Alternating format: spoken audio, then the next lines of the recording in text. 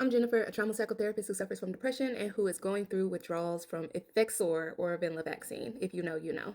Please don't mistake the makeup for me being actually put together in life. I'm recording a course today, and that is the only reason I look decent. Coming off of Effexor is such a bitch of an experience that I felt like it would really be important to share.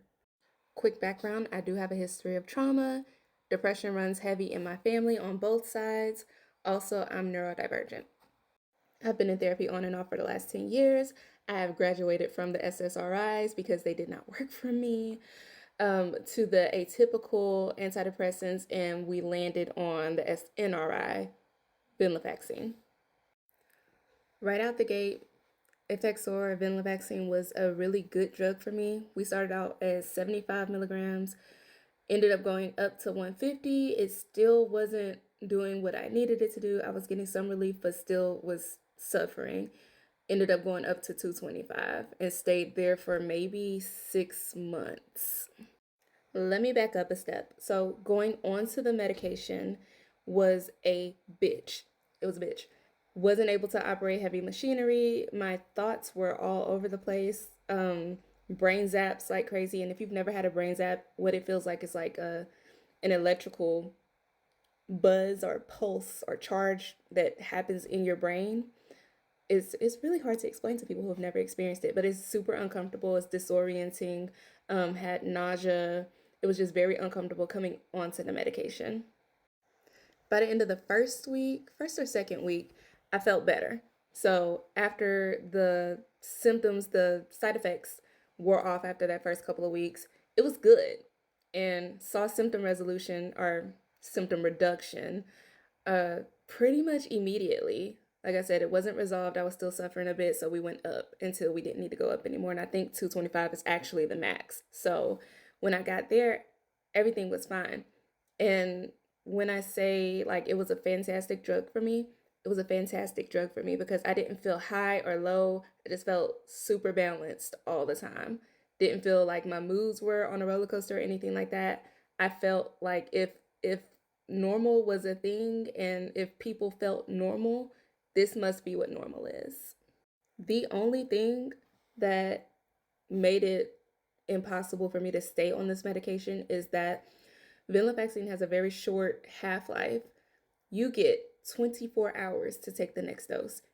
That 25th hour, you're getting the withdrawal symptoms. The same symptoms that I felt going onto the medication is exactly what the withdrawal feels like.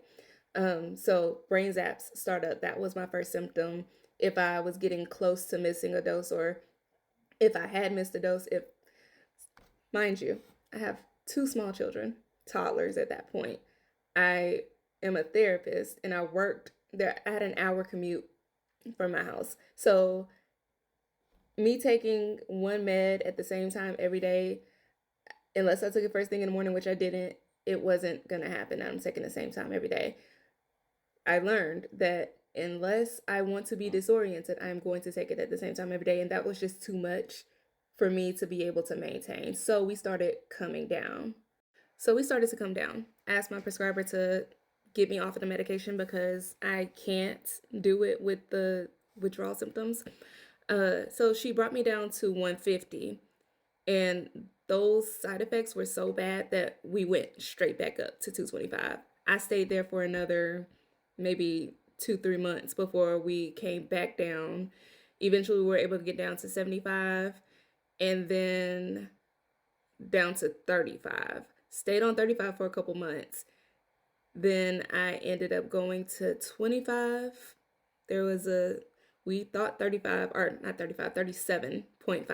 We thought that was the lowest dose, but it turns out there is a lower dose of 25.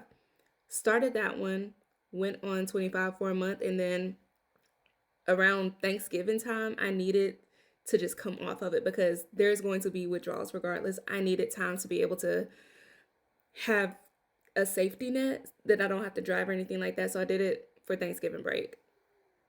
Fast forward to today, I am on day 4 off of the med altogether. This is the longest I've gone in like a year and a half, 2 years without taking this med. Day 1 was rough.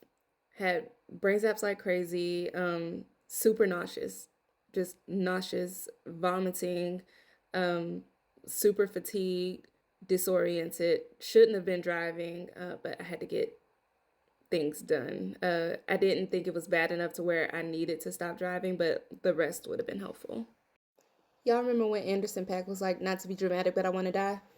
He was probably on day 2 of Venlafaxine withdrawal. By far the worst day as of yet has been day 2. I had all the symptoms of day 1, but the fatigue was horrible.